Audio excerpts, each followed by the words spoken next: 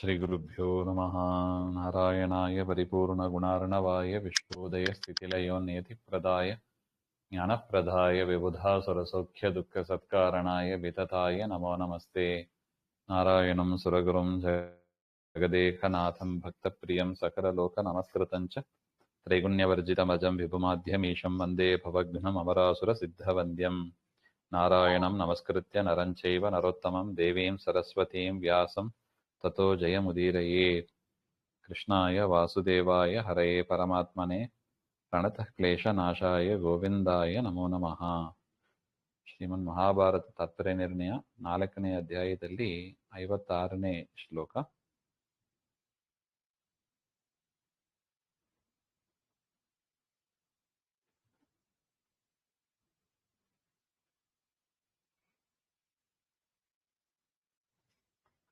ಅಥೋ ವದಾರ್ಥಂ ಜಗದಂತಕಸ್ಯ ಸರ್ವಾಜಿತೋಹಂ ಜಿತವದ್ವ್ಯವಸ್ಥಿತಃ ಇತಿ ರಿತೆ ಲೋಕಮಯೇ ಸ ರಾಘವೋ ಮಮೋಚ ಬಾಣಂ ಜಗದಂತಕೆ ಸುರೇ. ಪರಮಾತ್ಮ ಪರಶುರಾಮ ದೇವರು ಒಂದು ವಿಚಾರವನ್ನ ರಾಮದೇವರಿಗೆ ತಿಳಿಸ್ತಾ ಇದ್ದಾರೆ. ಅವ್ರಿಗೆ ಗೊತ್ತಿಲ್ಲ ಅಂತ ಇಲ್ಲ, ರಾಮದೇವರಿಗೂ ಗೊತ್ತಿದೆ, ಆದರೂ ಬೇರೆ ಜನರಿಗೆ ಗೊತ್ತಾಗಬೇಕು ಅಂತ ತಿಳಿಸ್ತಾ ಇದ್ದಾರೆ. ರಾಮ, ವಿಷ್ಣುವಿನ ಧನುಸ್ಸನ್ನು ಹಿಡ್ಕೊಂಡಿದ್ಯಾ, ಬಾಣವನ್ನು ಜೋಡಿಸಿದ್ಯಾ, ನನ್ನ ಮೇಲೆ ಆ ಬಾಣ ಪ್ರಯೋಗ ಮಾಡು ಹಾಗೆ ಅಂತ ಮೇಲ್ನೋಟಕ್ಕೆ ಕಾಣಿಸ್ತದೆ. ಅಂದ್ರೆ ರಾಮ ಪರಶುರಾಮ ದೇವರ ಯುದ್ಧ ಅಂತಾನೆ ಇದಕ್ಕೆ ಟೈಟಿಲ್ ಕೊಟ್ಟಿದ್ದಾರೆ. ಅಂದ್ರೆ ರಾಮನಿಗೂ ಪರಶುರಾಮ ದೇವರಿಗೂ ಯುದ್ಧ ಹಾಗೆ ಅಂತ. ಸಾಧ್ಯನಾ? ಅದು ದೇವರದು ಒಂದೇ ರೂಪ, ಆದರೂ ಆ ಘಟನೆಯನ್ನ ಹೇಗೆ ಕೂಡಿಸೋದು? ಪರಮಾತ್ಮ ಮೋಹ ಮಾಡುವುದಕ್ಕಾಗಿ, ಅಸುರಜನ ಮೋಹಕ್ಕಾಗಿ ಆ ರೀತಿಯಾಗಿ ಯುದ್ಧ ಮಾಡಿದಂಗೆ ತೋರಿಸ್ತಾನೆ. ಆಯ್ತು, ಸಜ್ಜನರು ಇದನ್ನ ಹೇಗೆ ಅರ್ಥ ಮಾಡಿಕೊಳ್ಳೋದು ಹಾಗೆಂದ್ರೆ ಅದಕ್ಕೆ ಆಚಾರ್ಯರು ಹಿನ್ನೆಲೆಯಲ್ಲಿ ಆದ ಘಟನೆಯನ್ನ ಹೇಳ್ತಾ ಇದ್ದಾರೆ. ಅತುಲ ಎನ್ನತಕ್ಕ ಅಸುರ, ಅವನು ಬ್ರಹ್ಮದೇವರ ವರವನ್ನು ಪಡೆದು ಲೋಕಮಯ ಅಂತ ಹೆಸರು, ಎಲ್ಲ ಕಡೆ ಲೋಕದಲ್ಲಿ ಎಲ್ಲ ಕಡೆ ಹರಡಿದ್ದ ಅಂತ ಹೇಳ್ತಾರೆ. ತಪೋಮಯ ಅಂತನೂ ಕರೀತಾ ಇದ್ದಾರೆ. ಆ ರಾಕ್ಷಸನನ್ನ ಸಂಹಾರ ಮಾಡಬೇಕಾಗಿದೆ. ಅವನಿಗೆ ವರ ಇತ್ತು, ಯಾವಾಗ ಪರಮಾತ್ಮ ಸೋಲ್ತಾನೋ ಆಗಲೇ ಅವನು ಸಾಯಬೇಕು ಅಂತ. ಅವನು ಎಷ್ಟು ಬುದ್ಧಿವಂತಿಕೆಯಿಂದ ವರ ಕೇಳಿದ್ದ ನೋಡಿ. ದೇವರು ಸೋಲೋದಿಲ್ಲ ಅಂತ ಗೊತ್ತು, ಅದರಿಂದ ದೇವರು ಸೋತಾಗ ನಾನು ಸಾಯಬೇಕು ಹಾಗೆಂತ. ಅದರಿಂದ ದೇವರು ಸೋತಂತೆ ನಟನೆ ಮಾಡಿ ಅವನನ್ನು ಕೂಡ ವಂಚಿಸಿ ದೇವರು ಕೊಂದ ಹಾಗೆ ಅಂತ ಹೇಳ್ತಾರೆ. ಹೇಗ್ ಕೊಂದ ಎಂಬುದನ್ನು ಹೇಳ್ತಾರೆ. ಅಥೋ ಪದಾರ್ಥಂ ಜಗದಂತಕ ಆಯ್ತಲ್ವಾ, ಜಿತವದ್ ವ್ಯವಸ್ಥಿತ. ಅದರಿಂದ ಪರಶುರಾಮ ದೇವರು ತಾವು ಸೋತಂತೆ ನಟನೆ ಮಾಡಿದರು. ಯಾಕೆ? ಜಗದಂತಕನಾದ ಸರ್ವಾಜಿತ, ಯಾರಿಂದಲೂ ಜಗದಂತಕಸ್ಯ ವಧಾರ್ಥಂ, ಆ ಜಗದಂತಕನಾದ ಅತುಲ ನಾಮಕ ಅಸುರನನ್ನು ಸಂಹಾರ ಮಾಡುವುದಕ್ಕಾಗಿ ಅಹಂ ಸರ್ವಾಜಿತ, ನನಗೆ ಸೋಲುಂಬದೇ ಇಲ್ಲ, ಆದರೂ ಕೂಡ ಜಿತವದ್ ವ್ಯವಸ್ಥಿತ, ನಾನು ರಾಮದೇವರು ಗೆದ್ದಂತೆ, ನಾನು ಸೋತಂತೆ ನಾನು ನಟನೆ ಮಾಡಿದೆ ಹಾಗೆಂತ. ಇದೇ ರೀತಿ ಲೋಕಮಯೇ ಸ ರಾಘವ ಮಮೋಚ ಬಾಣಂ ಜಗದಂತಕೆ ಅಸುರೆ. ಇಷ್ಟು ಹೇಳಿದಾಗ ರಾಮದೇವರು ಆ ಬಾಣವನ್ನ ಅಸುರನ ಮೇಲೆ, ಲೋಕಮಯೇ ಅಂದ್ರೆ ಅಸುರ, ಆ ಅಸುರನ ಮೇಲೆ ಬಿಡ್ತಾರೆ. ಅವನು ಕೂಡ ಸಾಯ್ತಾನೆ ಹಾಗೆ ಅಂತ. ಅಲ್ಲ, ಪರಶುರಾಮ ದೇವರ ಹೊಟ್ಟೆಯಲ್ಲಿ ಯಾಕೆ ಬಂದ ಅವನು ಹಾಗೆಂತ. ಆಯ್ತು, ಬ್ರಹ್ಮದೇವರ ವರ ಪಡೆದಿದ್ದ, ತಪೋಮಯ ಲೋಕಮಯ ಅಂತ ಆದ ಅವನು. ಪರಶುರಾಮ ದೇವರ ಹೊಟ್ಟೆಯಲ್ಲಿ ಯಾಕೆ ಬಂದ ಹಾಗೆಂದ್ರೆ ಅದಕ್ಕೆ ಹೇಳ್ತಾ ಇದ್ದಾರೆ. ಪುರಾವರೋನೇನ ಶಿವೋಪಲಂಬಿತ ಮುಮುಕ್ಷಯ ವಿಷ್ಣು ತನು ಪ್ರವೇಶನಂ. ಬ್ರಹ್ಮದೇವರ ವರ ಪಡೆದ ಮೇಲೆ ಮತ್ತೆ ಅವನು ಶಿವನನ್ನು ಕುರಿತು ತಪಸ್ ಮಾಡಿದನಂತೆ. ತಪಸ್ ಮಾಡಿ ಮುಮುಕ್ಷಯ, ಯಾಕೆ ತಪಸ್ ಮಾಡಿದ? ತನಗೆ ಮೋಕ್ಷ ಬೇಕು ಹಾಗೆ ಅಂತ. ಅದಕ್ಕಾಗಿ ವಿಷ್ಣುವಿನ ತನುವನ್ನ ಪ್ರವೇಶ ಮಾಡಿದ ಹಾಗೆ ಅಂತ ಹೇಳ್ತಾರೆ. ಪರಶುರಾಮ ದೇವರ ತನುವನ್ನ ಹೊಕ್ಕಳಲ್ಲಿ ಇದ್ದ, ಹೊಟ್ಟೆಯಲ್ಲಿ ಇದ್ದ ಅಂತ ಹೇಳ್ತಾರೆ. ಅಂದ್ರೆ ಅವನ ಪ್ಲಾನ್ ಏನಿತ್ತು ಅಂದ್ರೆ, ಪರಶುರಾಮ ದೇವರು ಅವತಾರ ಕಾಲ ಮುಗಿದ ಮೇಲೆ ವೈಕುಂಠಕ್ಕೆ ಹೋಗ್ತಾರೆ.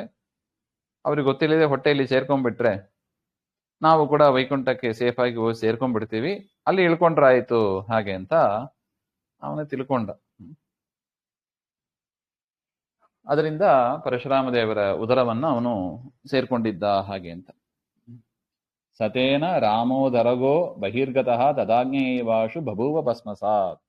ಯಾವಾಗ ಪರಶುರಾಮ ದೇವರು ಸೋತರು ಅಂತ ಗೊತ್ತಾಯಿತು ಅವನಿಗೆ, ಅವನು ತಿಳ್ಕೊಂಡದ್ದು ಹಾಗೆ, ಪರಶುರಾಮ ದೇವರು ಸೋತರು ಅಂತ ತಿಳ್ಕೊಂಡ. ನನಗೆ ನಾನಿರೋದು ಗೊತ್ತಾಯಿತು ಅಂತನೂ ಕೂಡ ಅವನಿಗೆ ಗೊತ್ತಾಯ್ತು. ಯಾಕೆ, ರಾಮದೇವರು ಗುರಿ ಇಟ್ಟದ್ದೇ ಆ ಅಸುರನ ಮೇಲೆ. ಅದರಿಂದ ತಾನು ಇರೋದು ಗೊತ್ತಾಯಿತು ಅಂತನೂ ಅಸುರನಿಗೆ ಗೊತ್ತಾಯ್ತು. ತಕ್ಷಣ ಅವನು ಹೊರಗೆ ಓಡಿ ಬರ್ತಾನೆ. ಪರಶುರಾಮ ದೇವರ ಉದರದಿಂದ ಹೊರಗೆ ಬಂದ ಕೂಡಲೇ ಅವನು ಭಸ್ಮಸಾತ್ ಬಭೂವ, ಸುಟ್ಟು ಬೂದಿಯಾದ ಹಾಗೆ. ಇತೀವ ರಾಮಾಯ ಸರಾಘವ ಶರಂ ವಿಕರ್ಷಮಾನೋ ವಿನಿಹತ್ಯ ಚಾಸುರಂ ತಪಸ್ತದೀಯಂ ಪ್ರಬದನ್ಮುಮೋದ ತದೀಯಮೇವ ಹ್ಯಭವತ್ ಸಮಸ್ತಂ.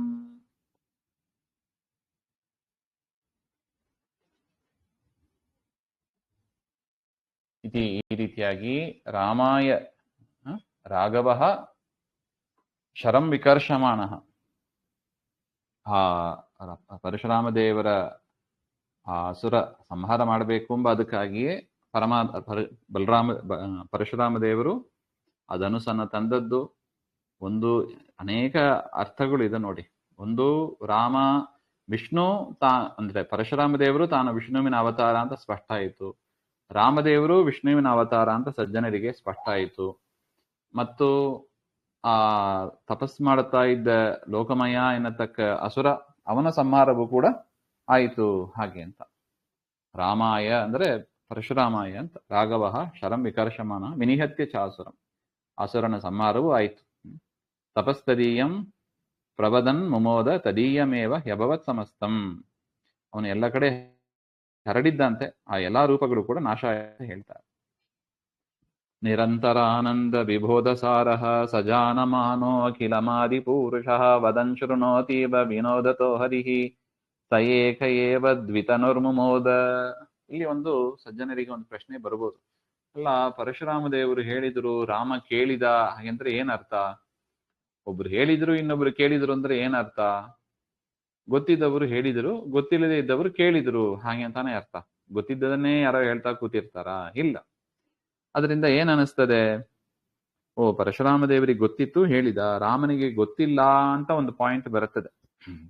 ಅದಕ್ಕೆ ಆಚಾರ್ಯರು ಹೇಳ್ತಾರೆ, ನಿರಂತರಾನಂದ ವಿಬೋಧ ಸಾರಹ. ಪರಮಾತ್ಮನ ರೂಪಗಳು ಅಂದ್ರೆ ನಿರಂತರ ಆನಂದಮಯ, ಜ್ಞಾನಾನಂದಮಯ ರೂಪಗಳು ಎಲ್ಲವೂ. ಸಹ ಜಾನಮಾನಃ ಅಖಿಲಂ ಆದಿಪುರುಷಃ. ಪರಮಾತ್ಮನಿಗೆ ಎಲ್ಲವೂ ಗೊತ್ತು, ಇವನು ಆದಿಪುರುಷ ಅಂತನೂ ಗೊತ್ತು.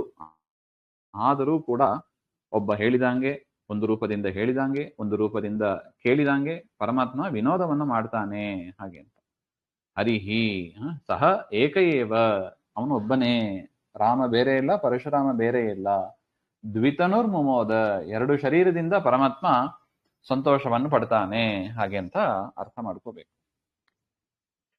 ಸಚೇಷ್ಟಿತಂ ಚೈವ ನಿಜಾಶ್ರಯಸ್ಯ ಜನಸ್ಯ ಸತ್ತತ್ವ ವಿಬೋಧ ಕಾರಣಂ ವಿಮೋಹಕಂ ಚಾನ್ಯತಮಸ್ಯ ಕುರ್ವನ್ ಚಿಕ್ರೀಡೆ ಏಕೋಪಿ ನರಾಂತರೇ ಯಥಾ. ಇದನ್ನ ಯಾಕೆ ಮಾಡಬೇಕಾಗಿತ್ತು? ಸಚೇಷ್ಟಿತಂ ಚೈವ ನಿಜಾಶ್ರಯಸ್ಯ ಜನಸ್ಯ, ತನ್ನನ್ನು ಆಶ್ರಯಿಸಿದ ನಿಜ ಭಕ್ತ ಜನರಿಗೆ ತತ್ವ ವಿಬೋಧ ಕಾರಣಂ, ತತ್ವ ವಿಬೋಧ ಕಾರಣಂತನೂ ಇದೆ, ಕಾರಣಂ ಅಂತ ಇಟ್ಟುಕೊಳ್ಳೋಣ. ತತ್ವಜ್ಞಾನಕ್ಕೆ ಕಾರಣವಾಯ್ತು ಈ ಒಂದು ಘಟನೆ. ಅದನ್ನೇ ಹೇಳಿದ್ದು, ಪರಶುರಾಮ ದೇವರು ವಿಷ್ಣುವಿನ ರೂಪ ಅಂತ ಸ್ಪಷ್ಟ ಆಯಿತು, ರಾಮದೇವರು ವಿಷ್ಣುವಿನ ರೂಪ ಅಂತ ಸ್ಪಷ್ಟ ಆಯಿತು. ಯಾಕೆ?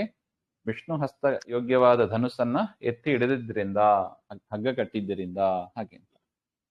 ಅಷ್ಟು ಮಾತ್ರ ಅಲ್ಲ, ಆ ಅತುಲನ ಸಂಹಾರವೂ ಆಯ್ತು. ವಿಮೋಹಕಂ ಚಾನ್ಯತಮಸ್ಯ, ಅಸುರ ಜನರನ್ನು ಮೋಹಗೊಳಿಸಿದಾಗಿಯೂ ಆಯ್ತು. ದೇವರ ಕ್ಲಾಸಲ್ಲಿ 3 ಜನ ಸ್ಟೂಡೆಂಟ್ಸ್ ಯಾವತ್ತೂ ಇರ್ತಾರೆ, ಸಾತ್ವಿಕರು, ರಾಜಸರು, ತಾಮಸರು ಅಂತ. ಅವರು ಕೂಡ ಜ್ಞಾನ ದೇವರಿಂದಲೇ ಬರಬೇಕು. ಅದ ಜ್ಞಾನವಾಗ್ಲಿ ಅಜ್ಞಾನವಾಗ್ಲಿ ಎರಡು ದೇವರಿಂದಲೇ ಬರೋದು. ಅದಕ್ಕಾಗಿ ವಿಮೋಹಕಂ ಚಾನ್ಯ ತಮಸ್ಯ ಕುರ್ವನ್, ಈ ರೀತಿಯಾಗಿ ಬೇರೆಯವರಿಗೆ ಮೋಹವನ್ನು ಉಂಟು ಮಾಡಿ ಚಿಕ್ರೀಡ ಪರಮಾತ್ಮ ಕ್ರೀಡಿಸ್ತಾನೆ. ಏಕಃ ಅಪಿ, ಯದ್ಯಪಿ ಪರಮಾತ್ಮ ಒಬ್ಬನೇ, ಆದ್ರೂ ಕೂಡ ಮನುಷ್ಯನಂತೆ ಪರಮಾತ್ಮ ಬೇರೆ ಬೇರೆ ಹೇಳೋದು ಕೇಳೋದು ಅಂತೆಲ್ಲ ಮಾಡಿ ಅವನು ಸಂತೋಷ ಪಡ್ತಾನೆ ಹಾಗೆ ಅಂತ ಅರ್ಥ. ಶ್ರೀಮಧ್ವಾಂತರ್ಗತ ಶ್ರೀಕೃಷ್ಣ ಅರ್ಪಣಮಸ್ತು. ಶ್ರೀಹರೇ ನಮಃ.